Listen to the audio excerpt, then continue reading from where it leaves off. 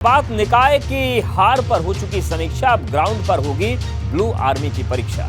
UP में चुनावी लड़ाई में अब बसपा भी अपनी ताकत का एहसास कराती नजर आ रही है, क्योंकि जिस दलित वोट को लेकर सपा और भाजपा नजर गड़ाए हुए हैं, उसको लेकर बसपा ने नारा दिया है, वोट हमारा, राज तुम्हारा नहीं चलेगा।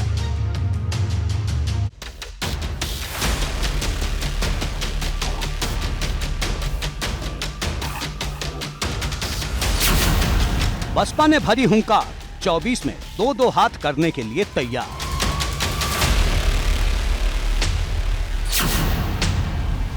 निकाय की हार पर माया ने की थी समीक्षा, अब ग्राउंड पर होगी ब्लू आर्मी की परीक्षा।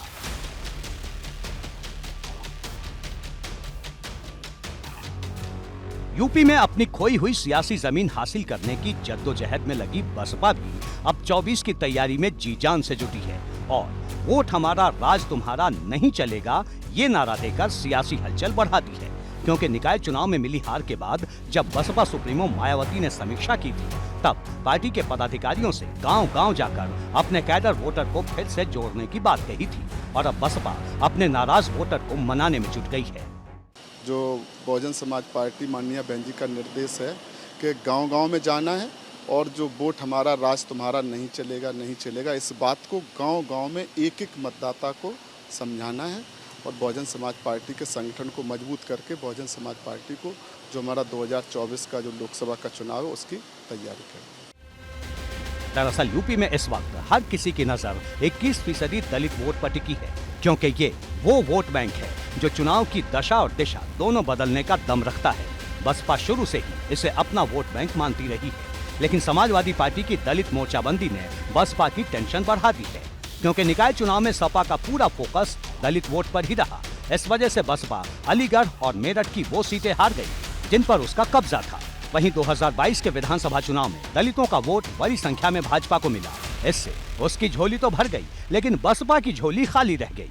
यही वजह है कि अब बसपा अपने वोटर को फिर से न सिर्फ जोड़ने में जुटी है, बल्कि साफ साफ कह दिया है कि वोट हमारा, राज तुम्हारा नहीं चलेगा। बहुजन समाज पार्टी ने वोट हमारा, राज तुम्हारा नहीं चलेगा के नारे के साथ गांव-गांव तक जाने के अभियान की शुरुआत कर दी है। पार्टी का मानना है कि ग्रामीण क्षेत्रों में अभी भी उसका एक बड़ा वोट बैंक है, जरूरत है तो उसे पार्टी के साथ जोड़े रखने की। इसीलिए पार्टी आगामी लोकसभा चुनाव को ध्यान में रखते हुए ग्रामीण क्षेत्रों के मुद्दों पर भी फोकस कर रही है। पार्टी एक तरफ जहां गांव-गांव चलो अभियान चला रही है, तो वहीं दूसरी ओर प्रदेश भर में जो बूथ स्तर की कमेटियां हैं, वहां पर भी संगठन को मजबूत करने के लिए काम किया जा रहा है। वहीं बसपा अपने इस अभियान से ये भी बताना चाहती है कि यूपी में लड़ाई सिर्फ भाजपा और सपा के बीच नहीं है, वो भी मैदान में है।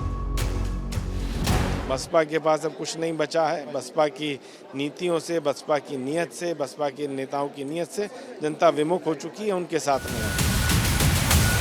दरअसल बसपा के सामने सबसे बड़ा संकट पहचान का है, क्योंकि 2007 में जहां बसपा के 206 विधायक थे, वहीं मौजूदा वक्त में उसके पास सिर्फ एक विधायक बचा है। 2009 में बसपा के 21 सांसद थे और अब बसपा के 10 सांसद हैं, जिसमें सपा का बड़ा योगदान है। 2014 में बसपा अकेले चुनाव लड़ी थी, पर खाता नहीं खोल पाई थी। अब ऐसे में सवाल बड़ा है कि क्या दलित वोट के दम पर बसपा अपना राज फिर से स्थापित कर पाएगी? एबीपी गंगा के लिए लखनऊ से शैलेश अरोड़ा की रिपोर्ट।